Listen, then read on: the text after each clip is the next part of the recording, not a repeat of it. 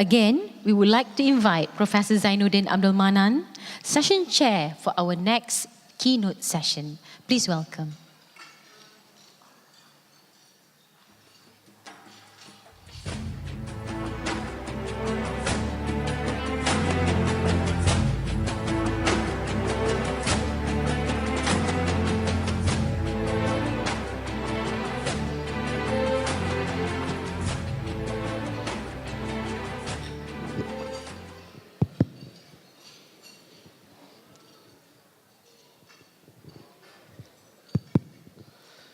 So I'm pleased to invite the next speaker, who is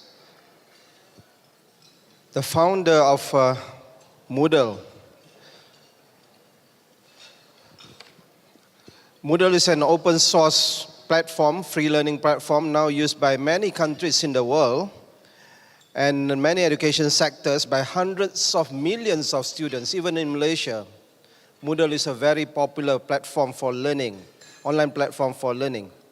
In some countries, Moodle is a standard learning platform for around 90% of schools and universities. Dr. Martin Dougiamas has a mixed academic background with multiple postgraduate degrees in computer science and education, including honorary doctorate from Universitat de Vic in Catalonia.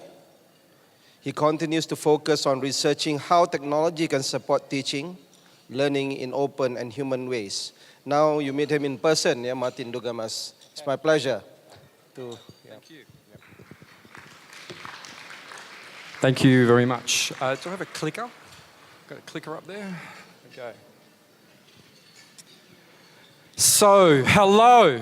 I'm going to get my voice up a little bit because this is the single worst room I've ever seen for talking in. But I'm very, very pleased to be here. Thank you so much for inviting me. I hope you're enjoying the dinner like I have been. I spent the day redoing my slides in a high contrast, highly accessible, re-engineered form so that you can even see them at the back. So before I start, can I have everybody just standing up for a minute, please? Just stand up. Up you get. Let's get some action going here. Everybody, up. No, there's still people at the back there. See, they can't hear me, I can tell. Up, hey, okay. Okay, if you've heard of Moodle, can you put your hand up? Okay. Who's using Moodle? Can you put your hand up? Wow, quite a lot of you. Who has done some research with Moodle? Some research papers or something involving Moodle? All right, there's like a good 20 of you. While we're up, have a bit of a dance and then sit down again. Thank you. I don't know if there's any dancing at this dinner. I hope there is. Is there? Will there be dancing? Maybe. All right, so look, this was the title I was asked to talk about, and I will talk about it. I want to focus on this word though, technologies. They're not all the same. Not all technology is good for us. Okay? We know that, but is that what we're really planning around? Now, when I say that, you might be thinking, oh yeah, you know, smartphones, everyone's staring at smartphones, that's the obvious one. But I want to take it back to this. This is the context. How far does this microphone go? Let's see. That's where we're all living right now. I just went around that the last 4 weeks. It's not very big. How are we doing with this planet that we're all on? Here's a bit of statistics from the last 200 years. Basic education, this is a graph showing basic education in the last 200 years. You can't quite read that from here, but it's 14% of people are not getting a basic education. But it's a lot better than it was. Democracy, Roughly 50% of all people in the world are living in some sort of democracy. Not all those democracies are really great. Implementation varies, but at least they're getting some say in the government. And I was very pleased to see Annette, before showing the global goals, the sustainable development, because this should be basically in every presentation. This is talking about not just what we've done lately, but what we need to do now as a species to even keep this planet something we can live on. So it's kind of serious. There are really, really big problems that need solutions, and engineers are critical. Inequality. Inequality now in many places is much worse than ever. Did you know last year, the bottom 50% of the entire world, all the wealth of 50% was equal to the top 143 people. 1 year later, a couple of months ago, this number was down to 5. So there is increasing inequality going on, and it's out of control because private wealth is growing faster than most economies are growing. So this is a very serious problem. Climate change, something we all know about. It's something looming over us all.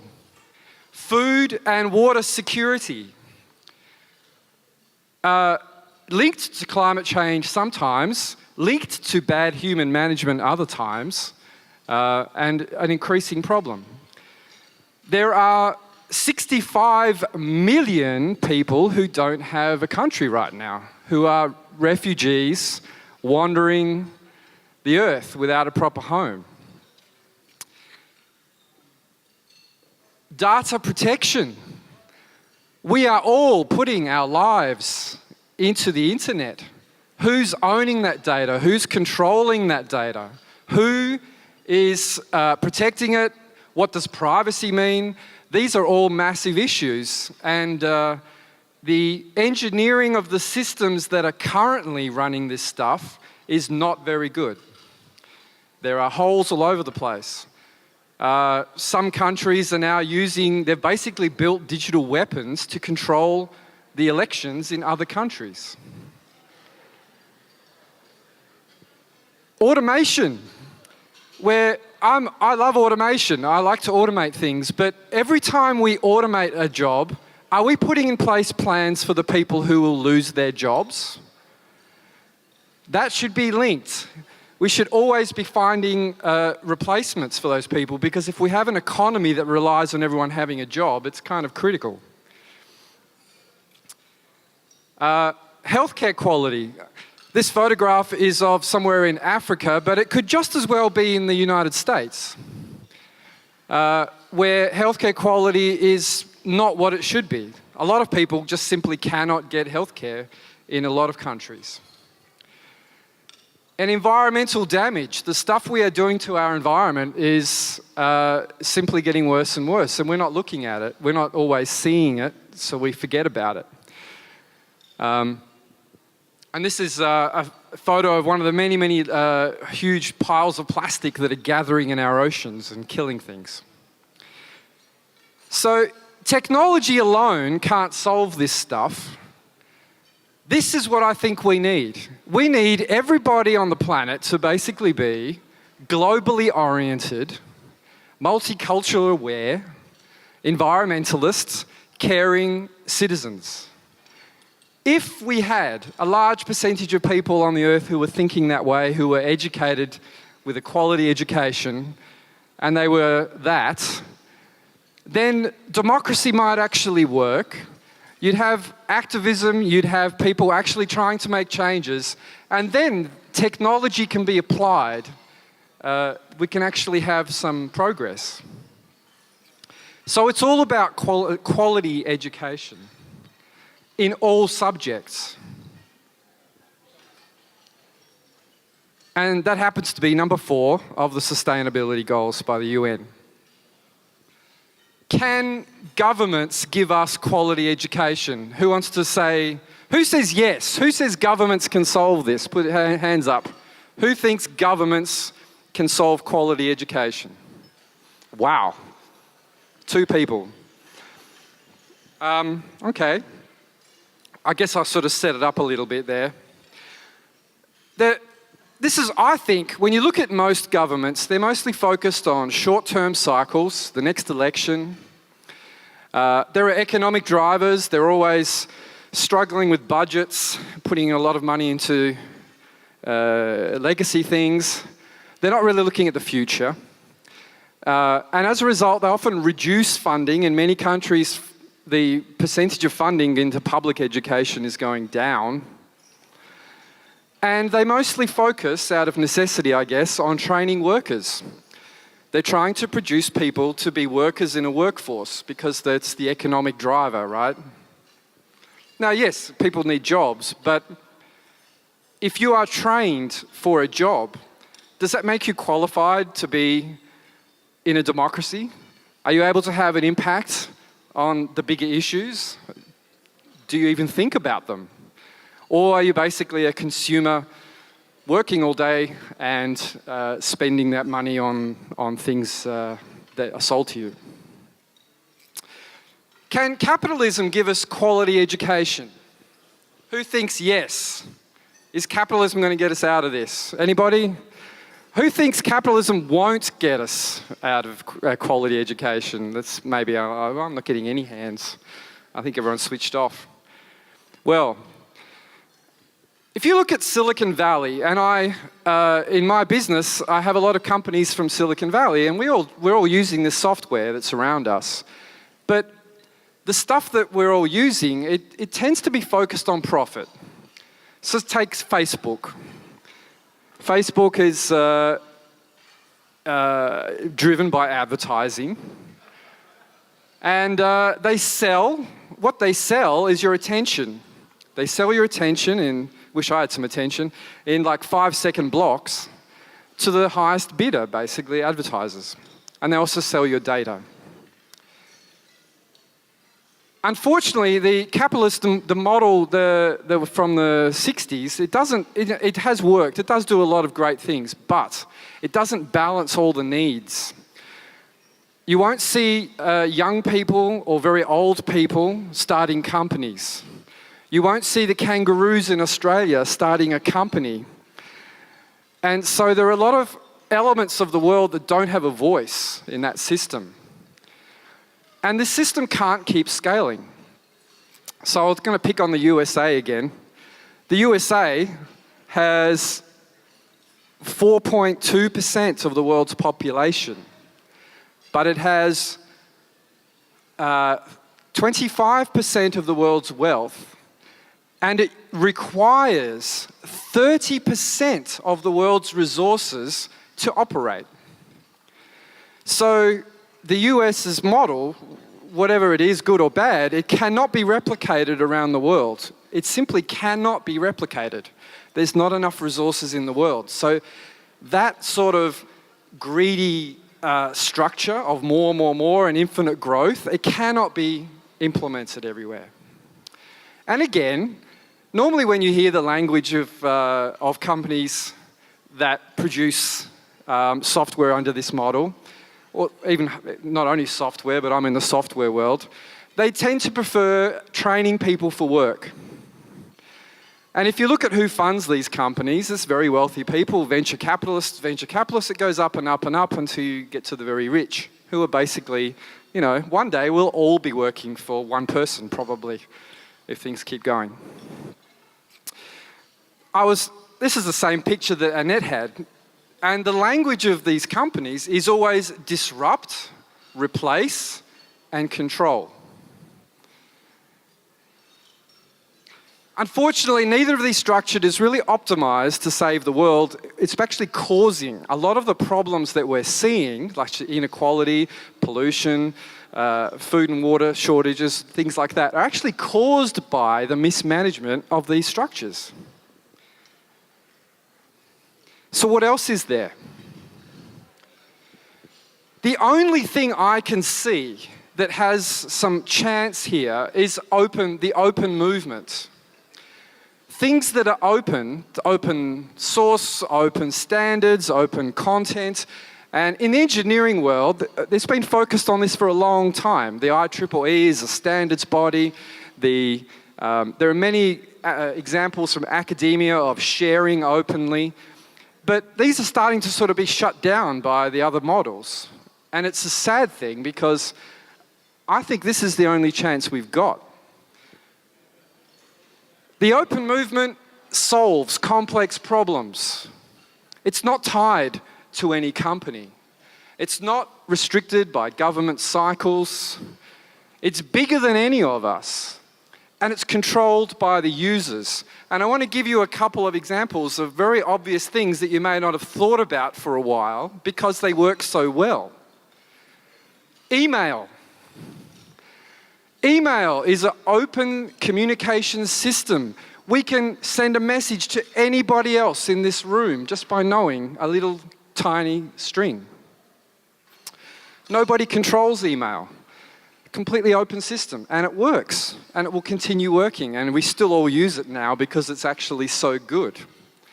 HTTP as a protocol, it enabled the web to explode. And Unix, basically every device in this room pretty much has Unix inside it, or something that came from Unix. Most of the internet we're using, all those servers are powered by Linux. These are open software. So what open things do is they don't disrupt and replace, they support, they nurture, they improve. People can use them to do their own work, to do the things they want to do.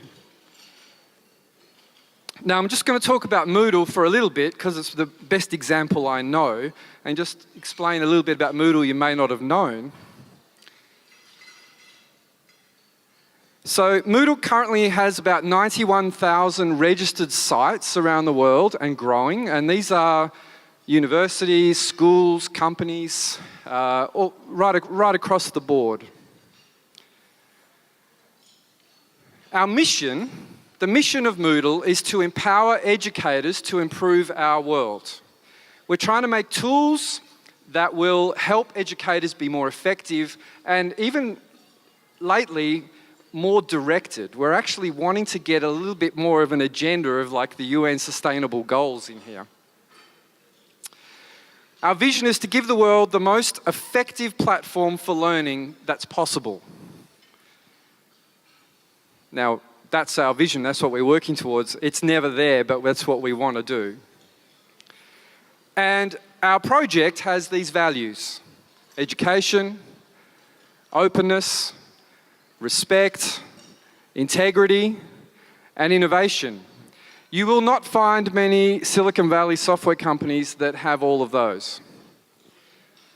Because I was at a conference with 10,000 software company CEOs, and I asked them all, I said, why are you working on they tell me about their project, and I say, oh yeah, that's interesting. Why are you doing that? And usually the answer is profit. That's not enough. A couple of you said you're using Moodle for research already, and I saw there's a couple of papers in the schedule. Moodle is a quite nice platform for researching online learning because you have such rich data sets. There is now a built-in analytics system that we've designed, which we want to see expand. And if you make code in Moodle that implements some new idea you have, you can share it with hundreds of thousands of institutions and do large-scale research, not just on your class or your institution, but across the world. We have a site, research.moodle.net, you should check out if you're interested. A very exciting new thing we're building is called MoodleNet, and it's a whole new social media platform. So we want it to be sitting on your phone next to LinkedIn and Facebook and Twitter. This is for educators only. And it's not about a commercial model of selling bits of time for advertising. And it's not about collecting data. It's going to be a truly open platform, something like email. And it's focused on professional development of teachers and open content, so that hopefully we can help more educators teach more things towards sustainable goals and help our world. If you're interested in any of this, I have a session in 2 days on Thursday morning at 8:30. It's only half an hour, but I'm going to talk more about Moodle, our Moodle project and what we're doing. So just to finish up, I want to say, I hope you can see that supporting open practices is actually one way to support the sustainable goals. And that this is what we should all be focused on, whether we're teachers or students or administrators or policy people, that we're looking to create a world of globally oriented, multiculturally aware, environmentalists, caring citizens. The whole thing. Not just engineers, not just anything, but citizens who do some engineering. Thank you very, very much.